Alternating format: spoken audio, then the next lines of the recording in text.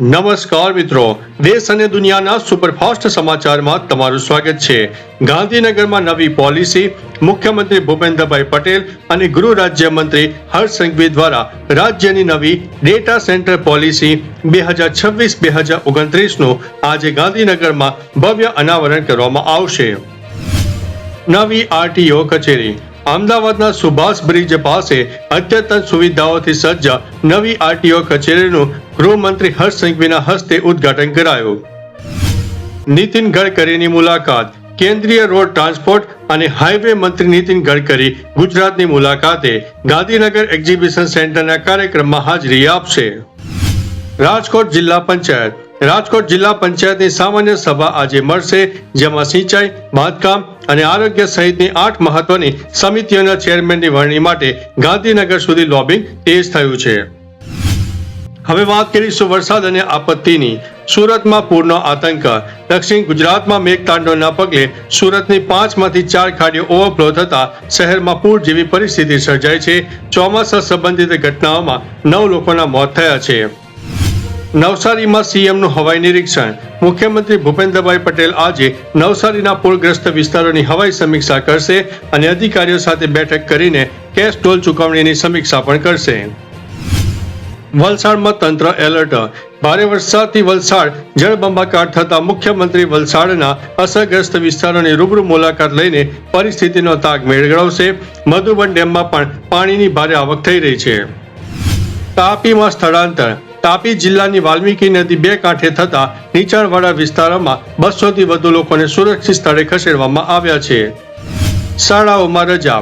ભારે વરસાદને કારણે સુરત, નવસારી અને તાપી જિલ્લાના વ્યારા, ડોલવણ અને વાલોડમાં શૈક્ષણિક સંસ્થાઓ અને આંગણવાડીઓ બંધ રાખવાનો આદેશ આપવામાં આવ્યો છે। અંબાલાલ પટેલની આગાહી। જાણીતા હવામાન નિષ્ણાત અંબાલાલ પટેલ મુજબ 9 જુલાઈ પછી વરસાદમાં થોડો વિરામ આવશે, પરંતુ આગામી 72 કલાક દક્ષિણ ગુજરાત અને સૌરાષ્ટ્રમાં હજુ પણ ભારે માનવામાં આવી રહ્યા છે। અમદાવાદમાં ભૂવો। ભારે વરસાદના કારણે અમદાવાદના વાસણા વેજલપુર રોડ પર મોટો ભૂવો પડતા વાહન વ્યવહાર પ્રભાવિત થયો છે। તુલસી શ્યામનો અદ્ભુત નજારો।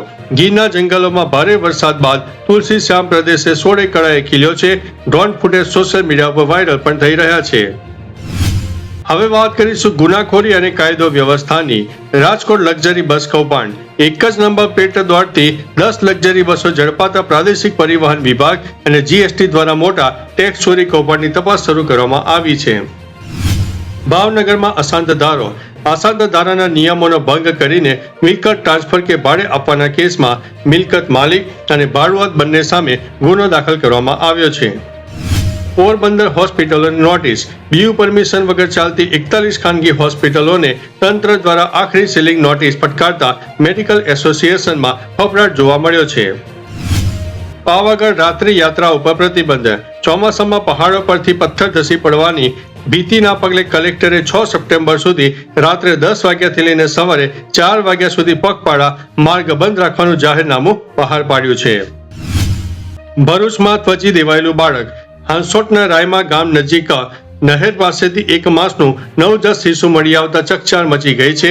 108 મારફતે સારવાર હેઠળ ખસેડીને પોલીસે માતાની શોધખોળ હાથ ધરી છે। હવે વાત કરીશું સ્થાનિક, સામાજિક અને અન્ય સમાચારની। અમદાવાદ સ્કૂલોને નોટિસ। સરકારી ગ્રાન્ટનો હિસાબ ન આપનારી અમદાવાદ શહેરની 226 શાળાઓને જિલ્લા શિક્ષણ વિભાગ દ્વારા આખરી ખુલાસો કરવા માટે કડક નોટિસ આપવામાં આવી છે। ડાકોર રથયાત્રા।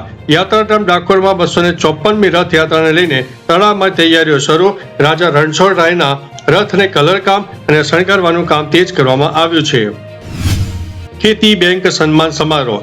અમદાવાદ ખેતી બેંકની 75 વર્ષની ઉજવણીના ભાગરૂપે આજે રાજ્યપાલ આચાર્ય દેવવ્રતના હસ્તે 25 વર્ષથી વધુ સેવા આપનાર કર્મચારીઓનું બહુમાન કરવામાં આવશે। જામનગરમાં આંગણવાડી ધરણા। વર્ષ 2022થી માનદ વેતનમાં વધારો ન થતા જામનગર લાલ બંગલા સર્કલ ખાતે 200થી વધુ આંગણવાડી અને આશા વર્કરો દ્વારા સામૂહિક ધરણા પ્રદર્શન યોજવામાં આવ્યું છે।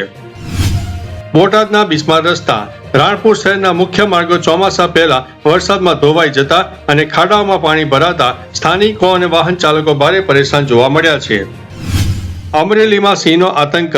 લીલિયા પંથકમાં સિંહના હુમલામાં વધુ એક 21 વર્ષીય યુવકનું મોત થતા વન વિભાગની કામગીરી સામે સ્થાનિકોનો ઉગ્ર રોષ જોવા મળ્યો છે.